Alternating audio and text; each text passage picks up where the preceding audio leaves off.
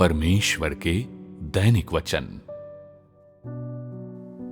तुम लोग हमेशा मसीह को देखने की कामना करते हो, लेकिन मैं तुम लोगों से आग्रह करता हूं कि तुम अपने आप को इतना ऊंचा मत समझो। हर कोई मसीह को देख सकता है, लेकिन मैं कहता हूं कि कोई भी मसीह को देखने लायक नहीं है, क्योंकि मनुष्य का स्वभाव बुराई, अहंकार और विद्रोह से भरा हुआ है। जिस क्षण तुम मसीह को देखोगे, तुम्हारी प्रकृति तुम्हें बर्बाद कर देगी और मार डालेगी। किसी भाई या बहन के साथ तुम्हारा जुड़ाव शायद तुम्हारे बारे में बहुत कुछ न दिखाए, लेकिन जब तुम मसीह से जुड़ते हो तो ये इतना आसान नहीं होता। किसी भी समय तुम्हारी धारणा जड़ पकड़ सकती है, तुम्हारा अहंकार पनपना शुरू हो सकता है और तुम्हारा विद्रोह फल फूल सकता है। ऐसी मानवता के साथ तुम लोग कैसे मसीह से जुड़ने के काबिल हो सकते हो? क्या तुम उसे हर दिन हर पल परमेश्वर मान सकते हो? क्या तुम में सचमुच परमेश्वर के प्रति समर्पण की वास्तविकता होगी? तुम लोग अपने हृदय में यहोवा जैसे ऊंचे परमेश्वर की आराधना करते हो, लेकिन दृष्टिगोचर मसीह को मनुष्य समझते हो। तुम लोगों की समझ बहुत हीन है और मानवता बहुत भ्रष्ट। तुम लोग मसीह को सदैव परमेश्वर मानने में असमर्थ हो। कभी कभार ही जब तुम्हारा मन होता है, तुम उसकी ओर लपकते हो और परमेश्वर के रूप में उसकी आराधना करते हो। इसीलिए मैं कहता हूं कि तुम लोग परमेश्वर के विश्वासी नहीं हो, बल्कि उन सह अपराधियों की टोली हो जो मसीह से लड़ते हैं। दूसरों के प्रति हमदर्दी दिखाने वाले लोगों तक को प्रतिफल दिया जाता है, लेकिन मसीह को, जिसने तुम्हारे बीच ऐसा कार्य किया है, न तो मनुष्य का प्रेम मिला है और न ही उसकी कोई प्रतिपूर्ति या समर्पण। क्या ये हृदय विदारक बात नहीं है? हो सकता है परमेश्वर में अपने इतने वर्षों के विश्वास के दौरान तुमने कभी किसी को कोसा न हो या कोई बुरा कार्य न किया हो।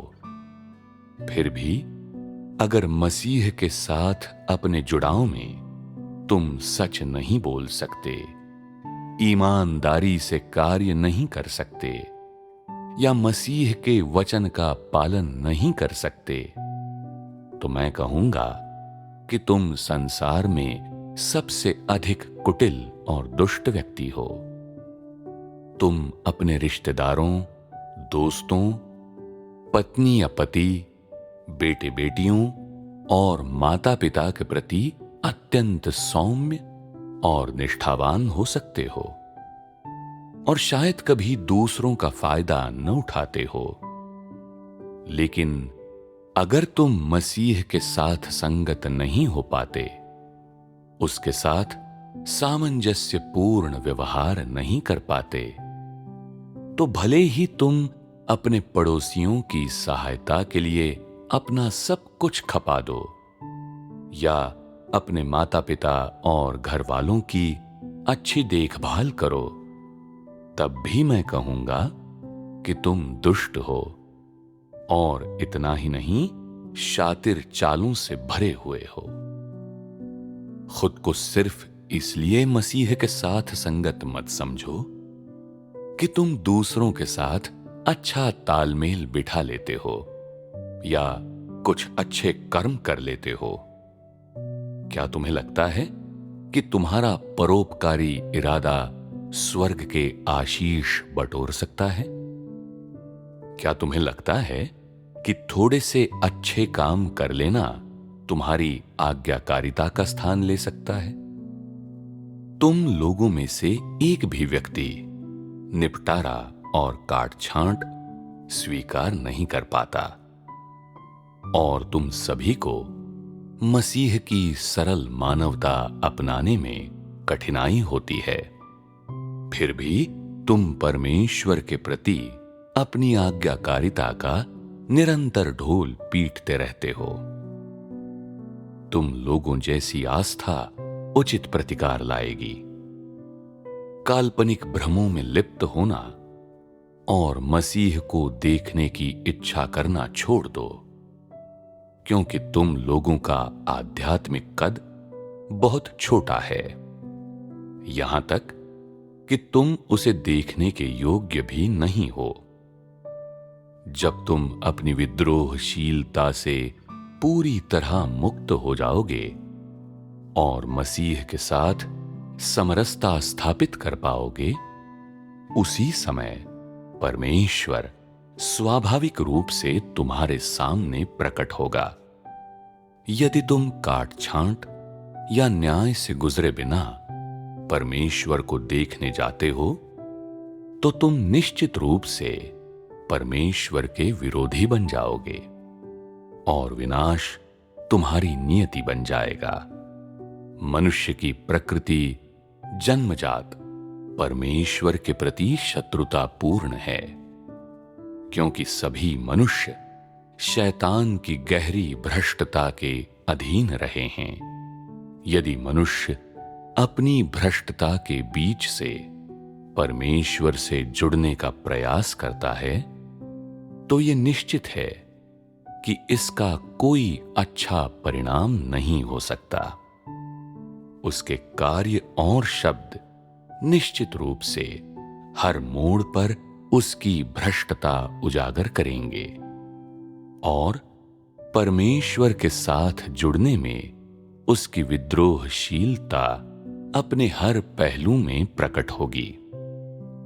मनुष्य अनजाने ही मसीह का विरोध कर देता है, मसीह को धोखा दे देता है और मसीह को त्याग देता है। जब ऐसा होता है तो मनुष्य और ज्यादा संकट की स्थिति में होगा, और यदि यह जारी रहा तो वो दंड का भागी बन जाएगा।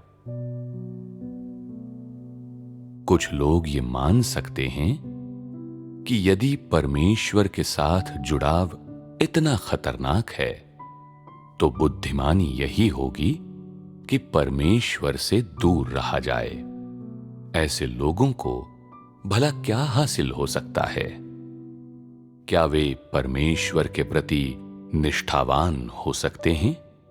निश्चित ही परमेश्वर के साथ जुड़ाव बहुत कठिन है, लेकिन ऐसा इसलिए है क्योंकि मनुष्य भ्रष्ट है, न कि इसलिए कि परमेश्वर मनुष्य के साथ जुड़ नहीं सकता।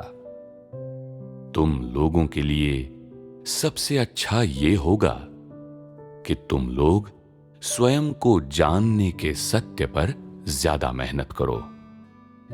तुम लोगों को परमेश्वर का अनुग्रह क्यों नहीं मिला?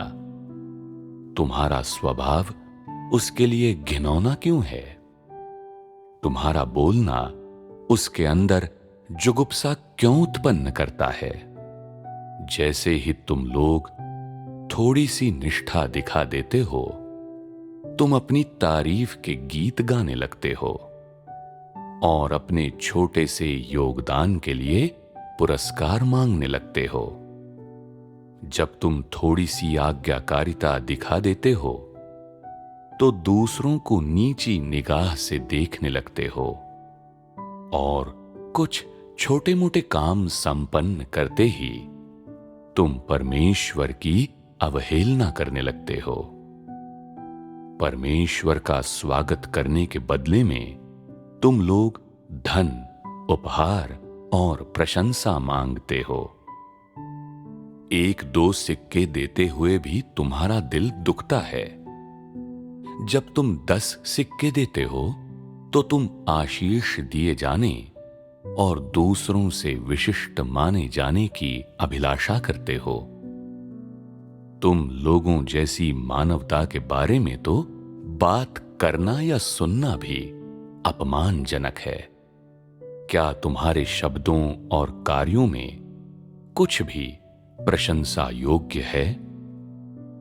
जो अपना कर्तव्य निभाते हैं और जो नहीं निभाते, जो अगुवाई करते हैं और जो अनुसरण करते हैं, जो परमेश्वर का स्वागत करते और जो नहीं करते, जो दान देते हैं और जो नहीं देते, जो उपदेश देते हैं और जो वचन ग्रहण करते हैं, इत्यादि, ऐसे सभी लोग अपनी तारीफ करते हैं। क्या तुम लोगों को ये हास्यास्पद नहीं लगता? ये अच्छी तरह से जानते हुए भी कि तुम परमेश्वर पर विश्वास करते हो, तुम परमेश्वर के साथ संगत नहीं हो सकते हो।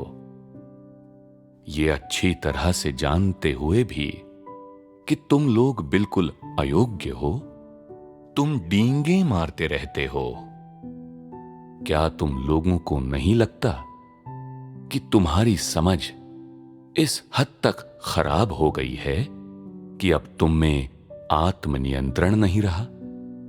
इस तरह की समझ के साथ तुम परमेश्वर से जुड़ने के योग्य कैसे हो?